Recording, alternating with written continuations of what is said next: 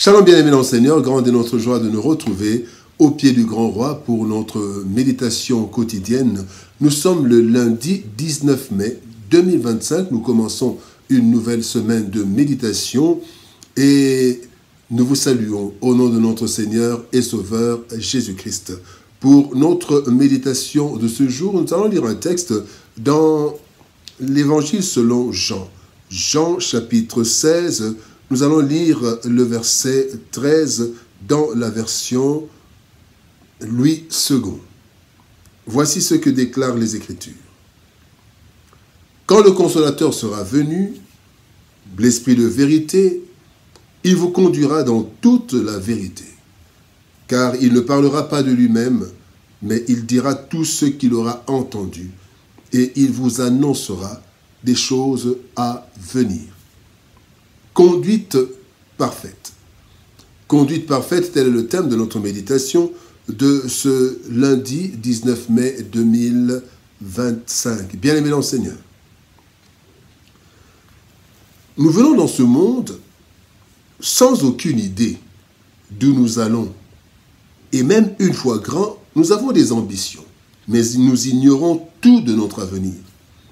Le monde est une sorte de labyrinthe que personne ne maîtrise. D'où la consultation pour certains des devins, des voyants, etc.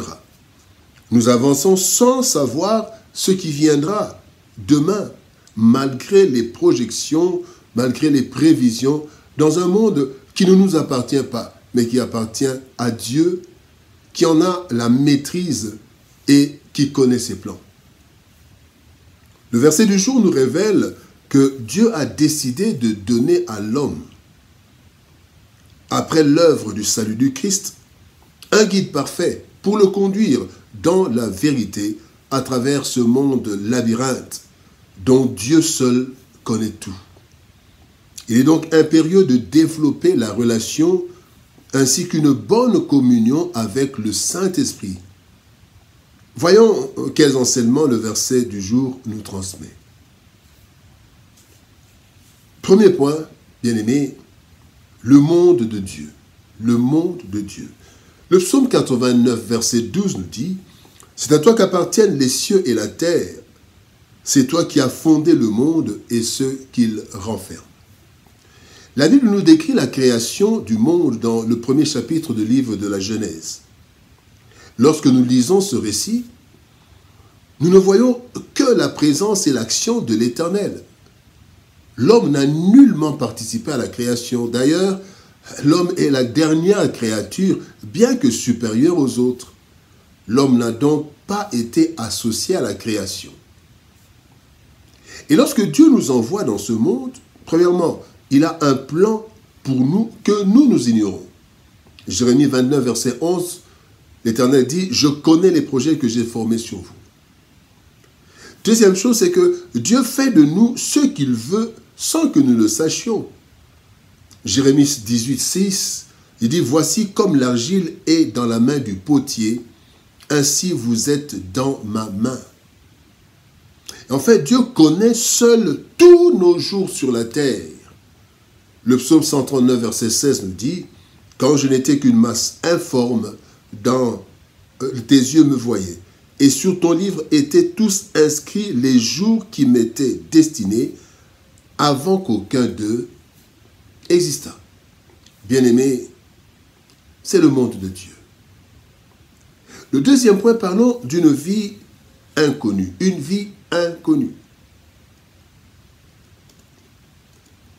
Le psaume 25, verset 5 nous dit « Éternel, fais-moi connaître tes voies, enseigne-moi tes sentiers. » Le jour où nous venons dans ce monde, personne ne sait où nous allons, ce que nous deviendrons, ni le nombre de jours que prendra notre séjour sur la terre.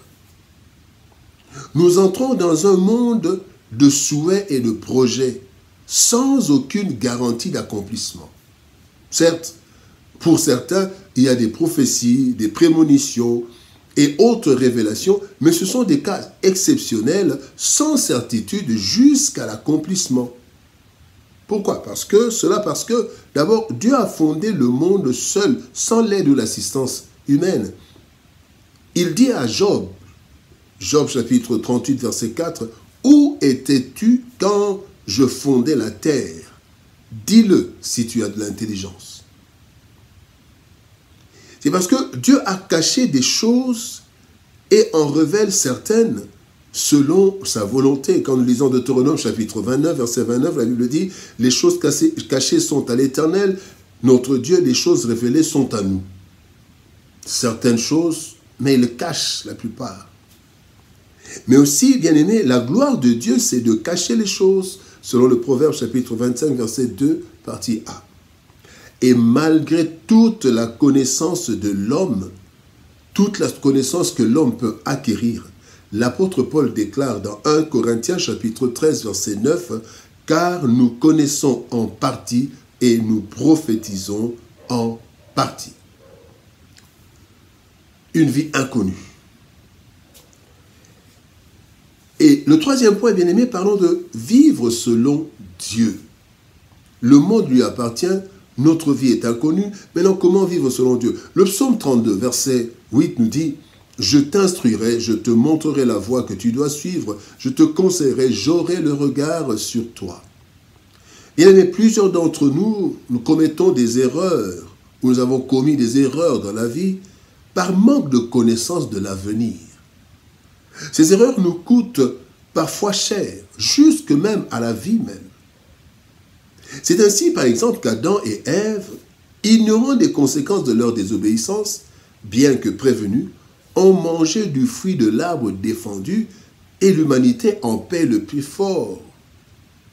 Genèse chapitre 3, verset 17, Dieu dit à l'homme, le sol sera maudit à cause de toi. Mais ils ignoraient.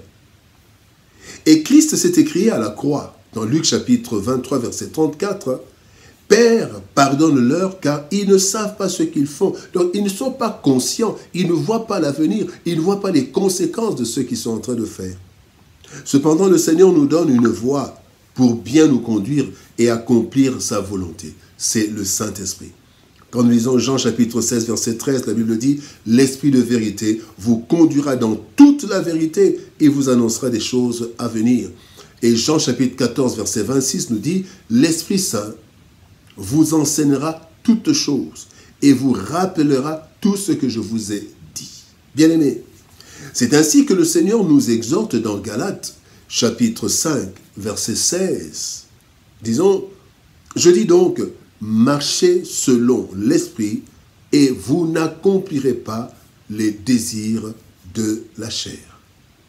Conduite parfaite. Bien-aimés, venus dans un monde labyrinthe, nous ne savons quelle est notre destinée et quelles sont les voies à suivre pour l'atteindre. Nos ambitions et projets ne réussiront pas tous. Selon qu'il est écrit dans Proverbe 19, 21, il y a dans le cœur de l'homme beaucoup de projets, mais c'est le dessein de l'Éternel qui s'accomplit.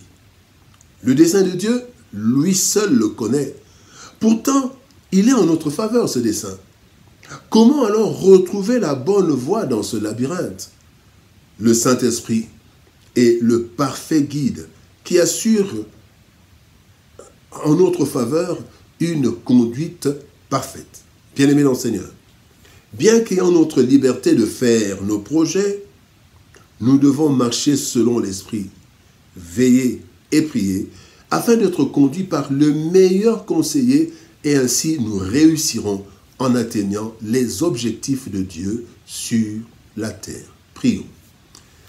Père éternel, nous te bénissons et te rendons grâce pour ton amour et ta bonté. Seigneur, tu nous as envoyés dans ce monde qui t'appartient. Et Seigneur, nous ne savons pas ce qui se passe, nous ne savons pas ce qui se passera. Nous marchons, Seigneur, aux yeux de gloire et nous ne savons pas ce qui va arriver demain. Et toi, tu sais tout. Voilà pourquoi tu nous as envoyé le Saint-Esprit, afin de nous conduire dans toute la vérité, afin de nous enseigner toutes choses. Aide-nous, Seigneur, ô Dieu de gloire, à être attentifs à la voix du Saint-Esprit. Donne-nous, Seigneur, de développer la relation et la communion avec le Saint-Esprit, afin que nous ne puissions pas, Seigneur, marcher sur des chemins qui ne sont pas propices, et que nous puissions marcher sur les chemins qui nous amènent à atteindre le destin que tu as formé pour nous. Aide-nous, Seigneur, à cela, et que ta grâce soit sur nous. Bénis ta parole et bénis ton peuple. Au nom de Jésus-Christ, nous avons ainsi prié, Père. Amen. Bien-aimés dans le Seigneur, que Dieu nous bénisse. Shalom, au revoir. Et par la grâce de Dieu, nous nous retrouvons demain pour une autre méditation au pied du grand roi. Shalom, au revoir. Et par la grâce de Dieu, à demain.